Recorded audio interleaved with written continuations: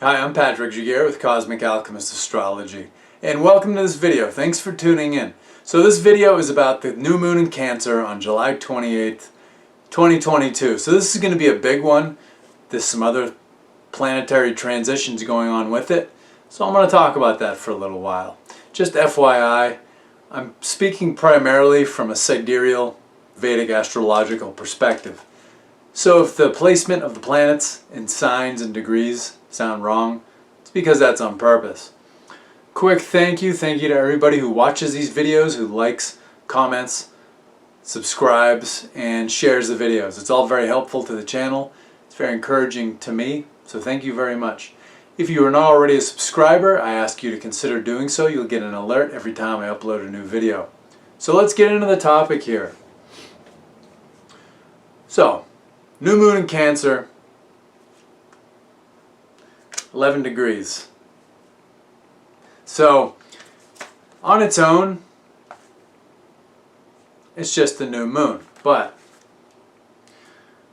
we've got a couple things going on this very day. So, while this new moon in Cancer is going on, 11 degrees of Cancer, in the opposing house, in the opposite house, Capricorn, we've got that Saturn retrograde going on. We also have the Pluto retrograde. So that's very important because Sun and Moon are at 11 degrees. Cancer, Mercury's actually at 24. And then across the way, across the zodiac, in Capricorn, you've got Saturn retrograde at 28 degrees, Pluto retrograde at 2 degrees. So it's like this, I'm not sure what the word is, but it's like this new moon is basically being kind of bookended or hemmed or boxed in by the aspects of this retrograde Saturn and retrograde Pluto. So it's basically kind of dead in the middle. And then the retrograde Saturn, its aspect, is 4 degrees away from that Mercury, which again is at 24 degrees of Cancer. So you've got that going on. And then in Pisces, Jupiter stations and goes retrograde about 5 hours later that day. So the maximum for the new moon, it's about 1:50, so 10 minutes to 2 in the PM Eastern Daylight Time here on the East Coast of the United States. And then Jupiter stations at, it's about 7 p.m. that very day. So within a matter of hours. So that's really important. So that Jupiter in Pisces will have a significant impact on sort of the energetic environment we live in too. So yeah, so let's break this down. So new moons. New moons are all about kind of a conception and a gestation. New moons are the beginning of things. So new moons are the darkening of the moon. So the moon is the sun's reflector. It's a luminary, but it's not a self-sufficient light source. Much like the mind. So the mind, the emotional consciousness, is the soul's reflector, just as the moon is the sun's reflector. And there's a direct macrocosmic and microcosmic relationship here between soul and mind, and then sun and moon. So when the moon darkens, when the mind darkens, the macrocosmic mind and our microcosmic individual minds, when those darken, they're basically cut off from the light of the soul, the light of the sun. And during this dark period, it's kind of like a reboot. So when you get that darkening, the mind is cut off from the light of the soul. It kind of has a chance to basically gain an awareness of itself. Now this can feel isolating for people because some people are reactive to the moons, to the new moons and the full moons. So it can feel isolating. People can just feel cut off, totally alone. And this is because we're not receiving the light of the sun, the light of the soul, to basically illuminate the mind. So the mind kind of has to swim in the deep end on its own for a little while. And when this happens, it's a time of beginnings. It's a time to conceive things, to have kind of, not necessarily brain children, but for new ideas, new awarenesses, really. I don't want to say so much ideas, because the moon's not the thinking mind, it's the emotional mind and the emotional consciousness. So it's a time for new awarenesses to come out of the emotional consciousness. So you put one of these in Cancer. So Cancer is the sign of nourishment, because Cancer is the sign of mothers and maternal energy, and mothers literally feed infants and children. So Cancer is the maternal sign, the home of the moon. It's about nourishment, it can be about food, it's about security. It also deals with freedom. So just a plain old new moon in Cancer, it deals with kind of new awareness of how do we make our lives more secure? How do we have our freedom? How do we have our fulfillment? Now, as far as the lunar mansion goes, as far as the smaller constellation within the constellation of Cancer, this is Pusha, or Pushyami. So this is a constellation that deals very much with nourishment. It also deals with gurus. So not so much a guru, who people kiss the guru's feet and the guru acts like a god, people grovel to him or her, but more like a teacher that helps people emotionally, helps people through things, gets really hands-on, and is just really down to earth. Now, another side of Pusha, or Pushyami, is that it can get really angry and resentful. So since it's in this maternal constellation of Cancer, it does a lot of selfless things, and when these selfless acts go unnoticed, it can get really angry. So it has potential for people to almost get like murderously angry that their contributions and the good things they've done for people are not recognized. So everything in astrology it's kind of a double-edged sword. Depends where our consciousness meets the energy in the environment. So as I mentioned, so we have this new moon all about security, fulfillment, freedom. Now, Cancer can also deal with insecurity. That's the other edge of the sword. And a symbol for Cancer, it's a crab, or actually a scarab from older astrology.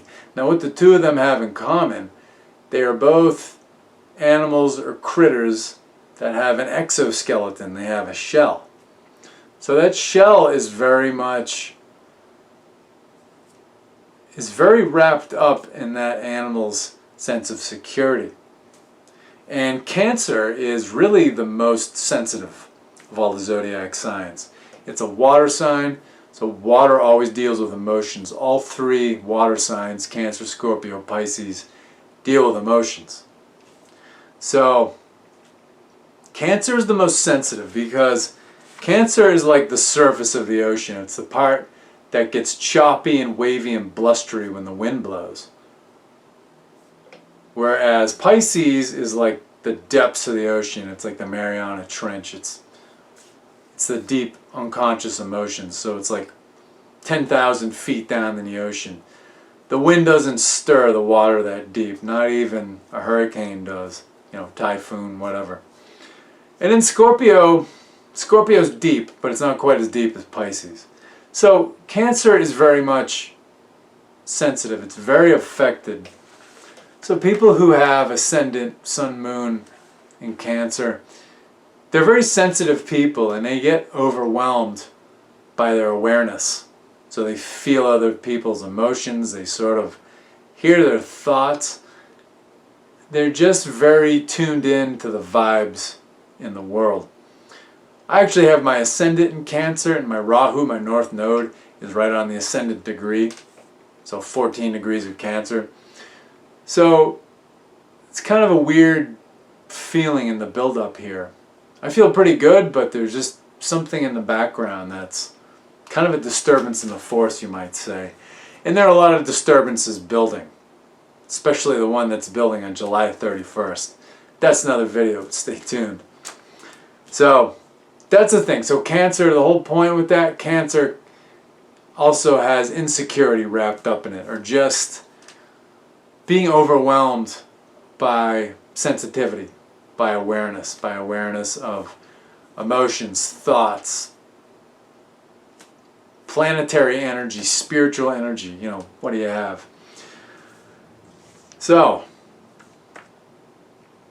aspecting, opposing, looking at from the direct opposite sign is, again, retrograde Saturn in Capricorn, retrograde Pluto in Capricorn. So Saturn is at home in Capricorn. It's two home signs, Capricorn and Aquarius. I'd say Saturn's more powerful in Capricorn because it's Saturn's yang side, or it's at least more apparently powerful. And this retrograde Saturn on that day is going to be at 28 degrees Capricorn. So that, incidentally, that is the most powerful degree in Capricorn. That's especially where Mars is most powerful. Now Mars is significant here because Mars is the ruler of the nakshatra of the lunar mansion that Saturn is going to be transiting during this new moon in Cancer. So Saturn's going to be in Dhanishta. So Dhanishta is ruled by Mars. And this is actually where planets placed here, they basically have assured victory. So it's like they fight hard, but they don't know they're fighting hard. It's like Neo in the Matrix when he's fighting Agent Smith, and Agent Smith is just punching at him, and he's just blocking him with his hand, and he's doing all this crazy stuff. He's not even working hard, and Agent Smith is working his ass off, and he can't get a shot in, he can't hit him. So that's basically the energy of Dhanishta. So Dhanishta deals with wealth, it deals with rulers, but it also deals with kind of walking to the beat of your own drum. So the symbol is drums and flutes, ruled over by the god of earthly abundance. And it's all about leading groups and expanding knowledge through friends, so through like a social network. It's like a person who has a lot of contacts. You know, they know somebody who's in any field or in any business. And it's also about learning through this diverse group of friends. So I think this is interesting because, again, Dhanishta has to do with these rulers, these wealthy people who know how to bring all kinds of different experts together. That's who is basically overlording the world right now and trying to bring about this medical tyranny. Now, the interesting thing is that Saturn started its retrograde in Aquarius, also in this nakshatra, and retrograded back to Capricorn. So Saturn retrograde into Capricorn, this is, I don't want to say it's curtains for government, for hierarchies, but a lot of government scandals are going to come out because of this. And this is going to bring the will and the indignation and the anger of the people to bear against government. Because these people in government talk all this shit about fairness, equality, diversity, democracy. They're completely out of touch. They don't do a goddamn thing. You know, especially when people ask Joe Biden and Kamala Harris about the inflation that's going on right now and the surging prices in gasoline and food, they just laugh. Or it's like when the journalists ask Nancy Pelosi if her husband is making money with his stocks off of information she's giving him, she just laughs and abandons the podium because she's scared shitless because people are onto her. And then, you know, the Republicans are no different. I don't take a side here. Politics is completely juvenile. The point is, these people are completely out of touch with people who work for a living, who go to work every day and don't have millions of dollars just laying around. And these people they're going to get their asses kicked. Some of them are going to have their reputations ruined this year, in the next few years, and they're going to fall from power.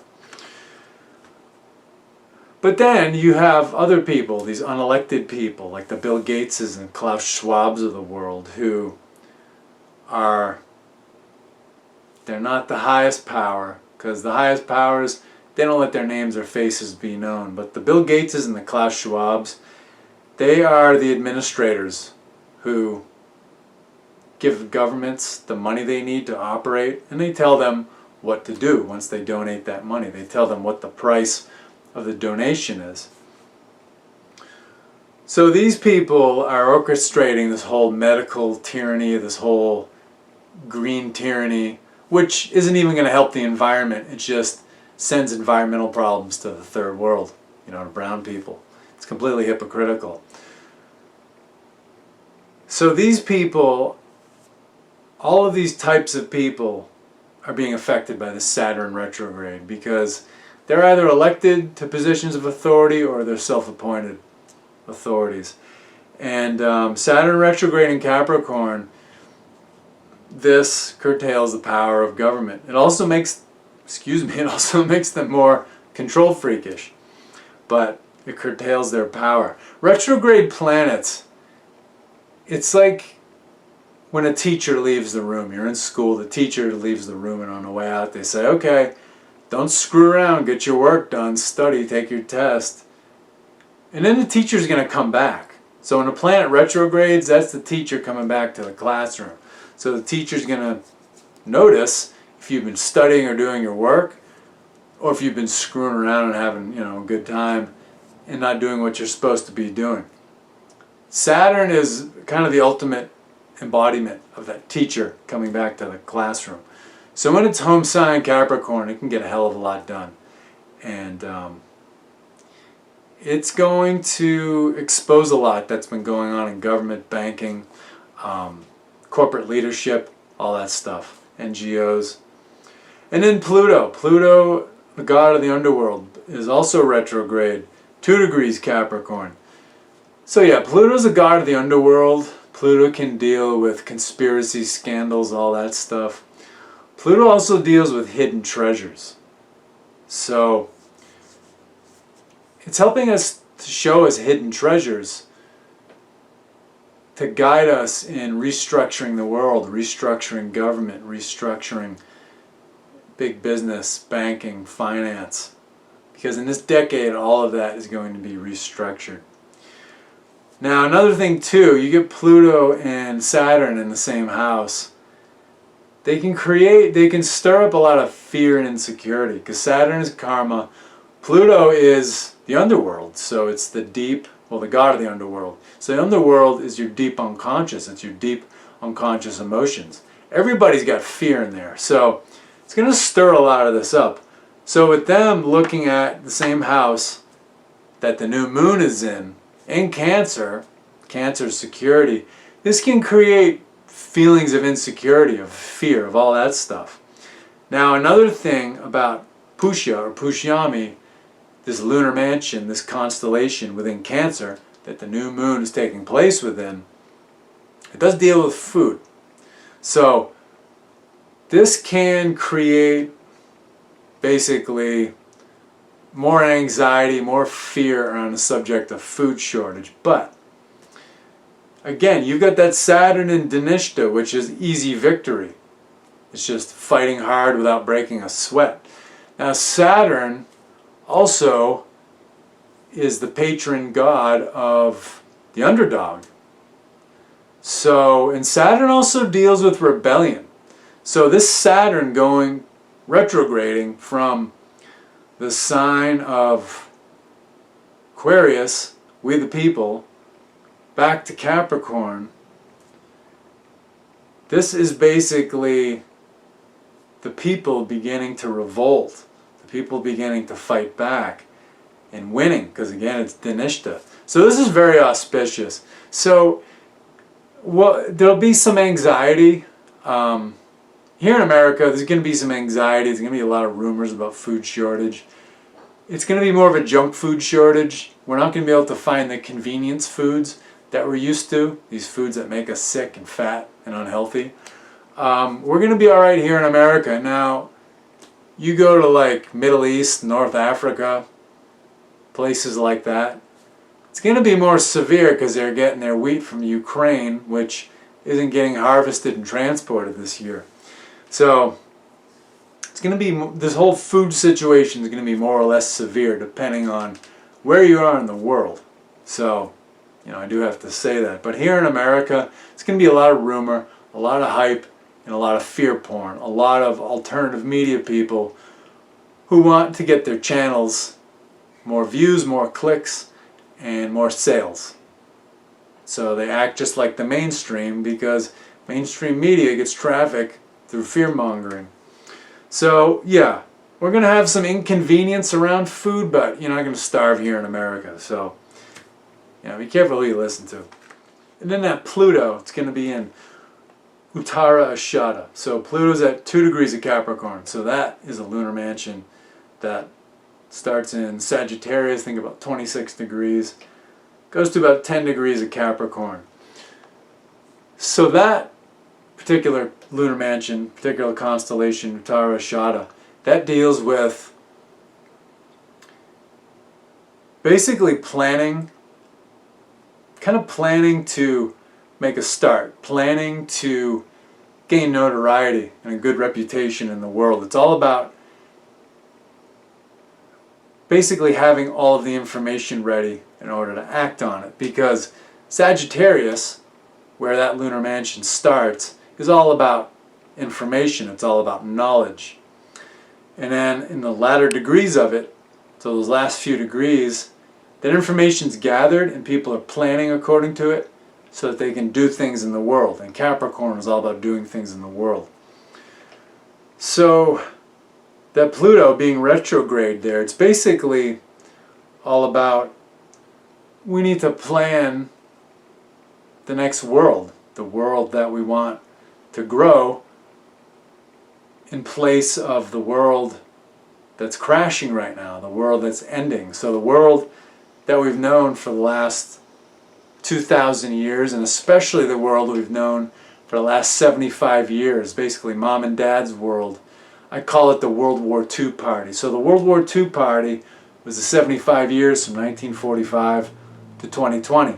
Everything was just about convenience, materialism, just getting what you want all the time, and not really knowing and understanding where does all that come from. So yeah, that's all over. The World War II party is all over. And I call it the World War II party because the children and grandchildren, especially the children of the World War II generation, their whole claim to fame is that people in their parents' generation supposedly won World War II. So World War II gave Americans the justification to be huge spoiled brats. So yeah, that's all over. 2020 brought that to an end. So that world's dying. We got to build a new world in its place. So that Pluto retrograde, 2 degrees of Capricorn, Uttara Ashada, it's all about that. It's all about getting the information ready, getting your facts straight in order to build the next world. So that's pretty encouraging. But there's some insecurity around that, and it's going to be looking the same house the new moon is in. Alright, so then the other thing I wanted to talk about, so about 5 hours later, on July 28th, 2022, Jupiter's going into retrograde. It's going into retrograde, 14 degrees of Pisces, in the lunar mansion of Uttara Bhadrapada. It's going to retrograde from 14 back to 4 degrees of Pisces. It's going to stay in that lunar mansion. So, and Jupiter will be retrograde until the 23rd of November 2022. It won't come out of shadow until February 11th, 2023. So, basically Jupiter is our higher mind. So our higher mind is going to be chewing on the energy of this retrograde for the next, what, 7 months? Yeah. A little less than 7 months, so quite a while. So yeah, Jupiter is a spiritual teacher, the guru of the cosmos. Jupiter is the higher mind, the super consciousness. So Jupiter has a lot to do with spirituality, divinity, higher knowledge, wisdom. Jupiter is a priest. So, and this, it's in its home sign of Pisces. So its two home signs are Pisces and Sagittarius. So Pisces is Jupiter's yin sign. So Pisces is basically deals with meditation, isolation, can deal with energy work, all things in the unseen, can deal with foreign lands. And Pisces is also the deep emotions, the deep unconscious emotions. And Pisces is also, it's liberation. Whether it's liberation from difficulties in your life, liberation from just your day-to-day toils and cares and concerns, or even liberation from this world ultimately. But Pisces is a place where our consciousness goes to basically find itself, to master itself. It's like going on a retreat. People go on retreats so they can get away from their day-to-day lives and rediscover themselves and find out who they are. What do they want in life? Those kinds of things. And to reconnect with the divine, with the spirit world. So Pisces, all about those things. So this Uttara Bhadrapada, it's in Pisces, which is Jupiter ruled, but Uttara Bhadrapada, the lunar mansion, is actually ruled by Saturn. So it's ruled by the fire dragon of the deep ocean. So this is all about dealing with the deep emotions and really knowing what our deep emotions are. It's all about esotericism. It's all about deep spirituality and really the hidden side of life. And like I said, it's all about going within yourself to find your power. And power is all about awareness. You have to be aware of who you are in order to find your own inner power. So that's what Jupiter is going to be teaching us. Because again, retrograde planet, it's the teacher coming back to the classroom to basically put the students back on course. So this Jupiter retrograde, and then even the shadow period, this next 7 months, it's going to be about, it's an opportunity for us to strengthen, kind of reestablish, or even establish a spiritual connection, a relationship with all things spiritual for the first time, perhaps, if people are new to this path. So this next 6.5 months is going to be about going inside to find our power. Because crazy things are going to happen in the outside world. Like I said, July 31st is going to be a doozy. I'm going to make a video about that soon. Just a lot of things are coming. I think in October there's going to be some stock market drama, some financial market drama. I think leadership there's going to potentially be some leadership. There are potentially going to be some leadership changes here in America. A lot of shit's going to go down, and there's going to be a lot of anger, desperation. Good chance people will be rioting again. This all has to do with the conjunction of Uranus, Rahu, and Mars in Aries. And those three have not been together in Aries in about 2,300 years. So that's a whole subject. So